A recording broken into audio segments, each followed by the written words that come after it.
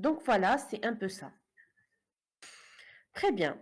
Donc, Monsieur Mounir, est-ce que vous avez bien sûr quelques idées par rapport aux compétences clés Oui, madame. indispensables? Euh, Oui. oui, j'ajoute deux compétences pour une bonne communication. La première, Oui, c'est une bonne gestion du stress en cas de tension.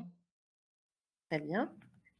Et le deuxième, de discrétion, c'est que de savoir garder une confidentialité dans certaines informations. Euh, Très bien.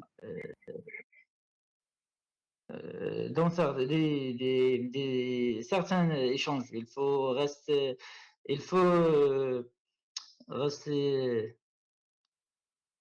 garder une Professionnel. confidentialité, ouais, professionnelle. Voilà. Il faut Mhm. rester professionnel et garder Ouais. la confidentialité. Très bien. Donc ça, c'est Ouais. très important aussi. Ouais. La gestion de stress, la gestion des feedbacks, ça veut dire comment on se comporte par rapport à une situation, c'est très, très important. Donc, on dit toujours que la personne qui est très calme, c'est généralement la personne qui gagne. Donc, même dans les conflits, même dans des situations de problème, la personne qui reste très calme, c'est celle qui gagne toujours parce qu'elle reste concentrée, tranquille, elle travaille de manière Utiliser, structurée. oui, utiliser un ton respectueux et professionnel. Voilà. Elle évite, bien sûr, de tomber dans le piège Oui, c'est du ça. non-respect, des feedbacks qui sont agressifs. Donc, ça évite beaucoup de problèmes, et bien sûr, au sein Et de aussi l'entreprise. Très bien. être ouvert sur les idées Oui, très bien. Il faut aussi être ouvert sur les idées des autres. Très bien. Parfois, un ouais. collaborateur ou bien un collègue, il peut avoir une idée qui peut nous simplifier le travail et qui peut nous faciliter le travail.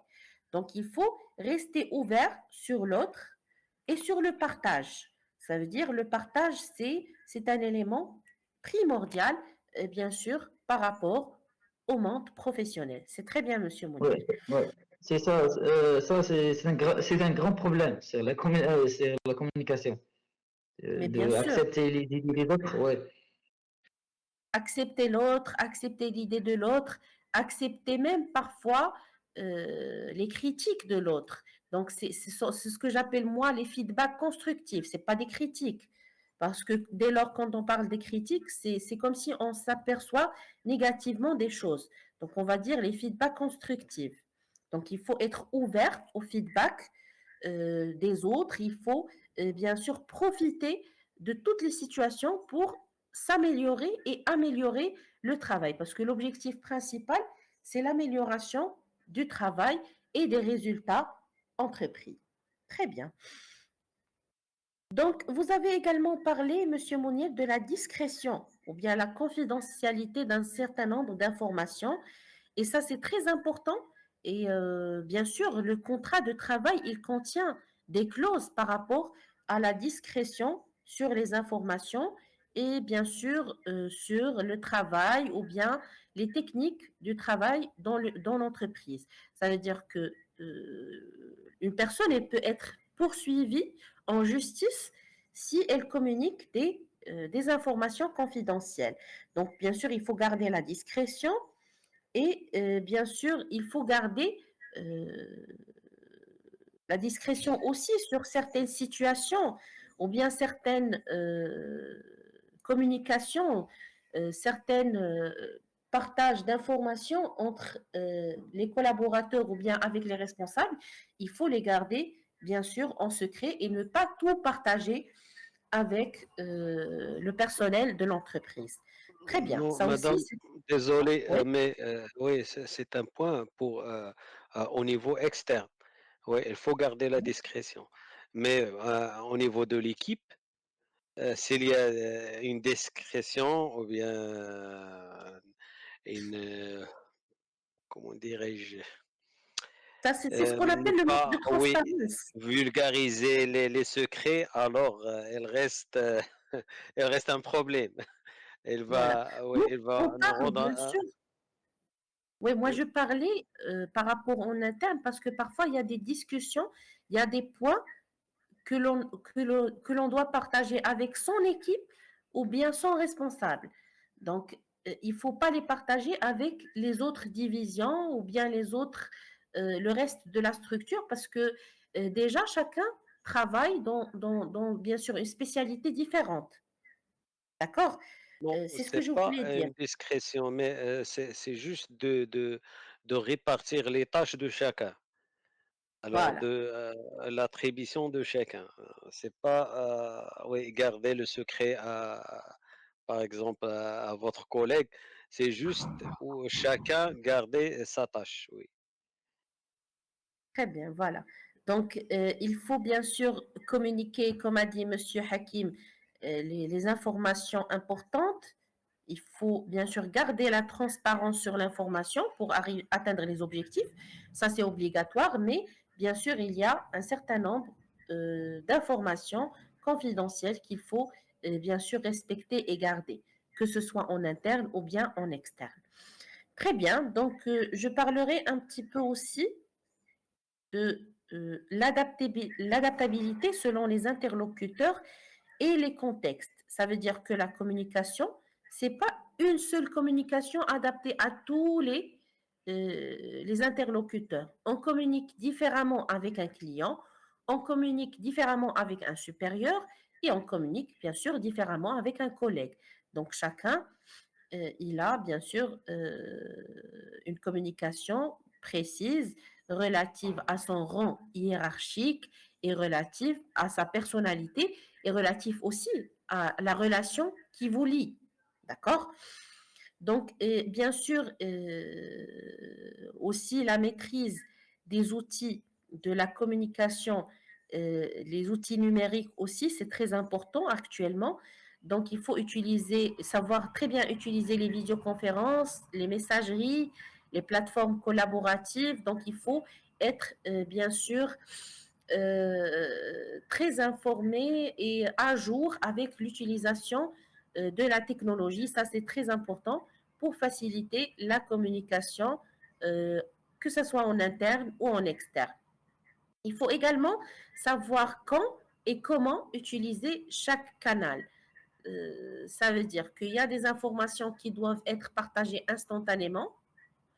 On utilise la communication synchrone, mais il y a des informations qui doivent être transmises, bien sûr, et avoir une traçabilité.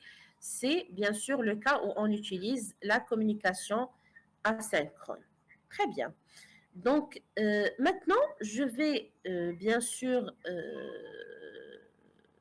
passer, bien sûr, pour parler un petit peu avec vous des conséquences que peut avoir une mauvaise communication. C'est-à-dire, quels sont les différents résultats, conséquences ou effets d'une mauvaise communication. Donc, est-ce que vous avez déjà vécu une telle situation dans le monde du travail? Donc, est-ce que vous avez pu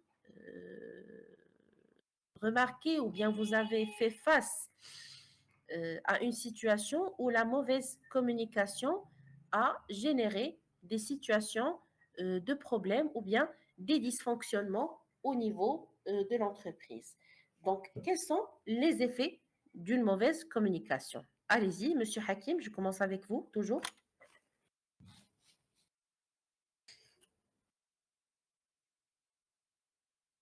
Désolé madame,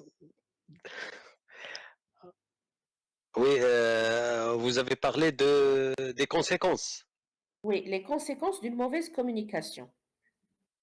Bien sûr, les conséquences, alors, euh, une mauvaise communication peut entraîner des erreurs, par exemple des retards, des pertes de temps, double travail. euh, Par exemple, deux personnes qui font le même bien la même tâche ou bien le même travail, alors euh, bien sûr, sans savoir ça, elle va perdre leur temps et leur énergie de faire même tâche. Très bien, voilà. Aussi, Oui, allez-y. ils peuvent entraîner aussi des malentendus entre les membres de l'équipe, ou bien de créer des tensions, ou bien des disputes entre eux. D'accord, Euh, Ainsi, et ça, tout ça, elle peut démotiver l'équipe. très bien. Alors, elles Donc, peuvent perdre la motivation pour l'ensemble de l'équipe. Oui. basiquement, une mauvaise communication, elle peut mener à la démotivation de l'équipe, bien sûr, parce que une mauvaise communication, elle peut entraîner des erreurs, comme vous avez dit, des retards, perte de temps. Elle peut mener à refaire le travail plusieurs fois, c'est ça? Aussi, des problèmes de réalisation des tâches, des conflits, des tensions, des disputes. Très bien. Donc, la démotivation, c'est le premier point ou bien le premier effet que peut avoir une mauvaise communication. C'est très, très bien. Donc, on a parlé de la démotivation et on a également parlé des conflits internes. Quoi d'autre? Oui, Donc, oui, madame, je peux ajouter, avec une mauvaise communication, c'est peut-être engendrer l'intoxication dans le travail. ça va instaurer un climat toxique. Exactement, oui. Très bien. Donc, Instaurer un climat l'installation toxique. d'un climat toxique. Oui. Voilà, très bien. Donc, un climat toxique, ça signifie que le rendement va diminuer par conséquence. Très bien. Donc, Monsieur Mustapha, s'il vous plaît, est-ce que vous pouvez partager avec nous peut-être vos idées par rapport aux conséquences d'une mauvaise communication? Oui, madame, donc la mauvaise communication peut entraîner parfois des catastrophes.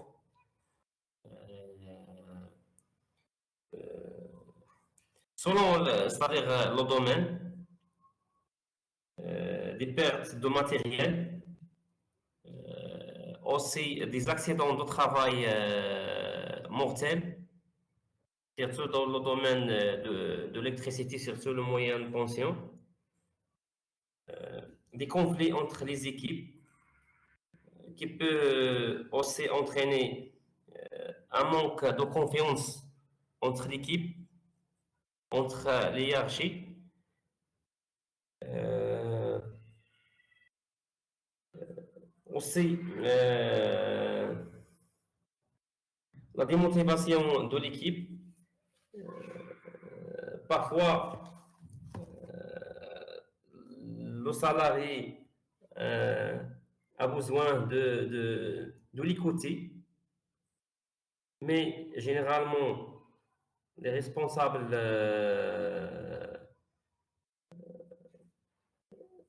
toujours transmettre des ordres. Dans ce cas, le salarié a besoin c'est-à-dire de parler et de créer c'est-à-dire un espace de discussion, de parole. D'accord? Donc, vous voulez dire, c'est que il faut bien sûr instaurer un espace favorable de communication, c'est ça? C'est-à-dire la communication doit être réciproque. Réciproque, voilà, très bien. Oui. Donc, il doit être réciproque. S'il n'y a pas de réciprocité, on va tomber dans le piège des conflits, des problèmes, des malentendus, des incompréhensions, peut-être, c'est ça.